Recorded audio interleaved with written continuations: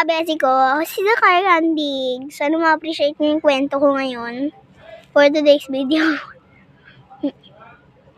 So, ayun na nga, may kwento ako. Gusto ko lang sana vlog, pero short na lang muna. Kasi gagawa muna ako ng short para makapag-vlog ako. Pero, sorry kasi hindi naman ako masyado magaling mag-vlog. Tsaka hindi naman ako masyado mabilis magsalita kasi hindi naman ako masyado vlogger. Gusto ko, paharap ko sana maging vlogger, kaso nga lang, hindi ko matubad-tubad kasi hindi pa pwede sa akin yung vlogger. Kasi bata pa lang ako, pwede pa lang mag-Facebook. Kasi 9 years old na ako. Pero 8 pa lang ako, pero birthday ko na ngayon.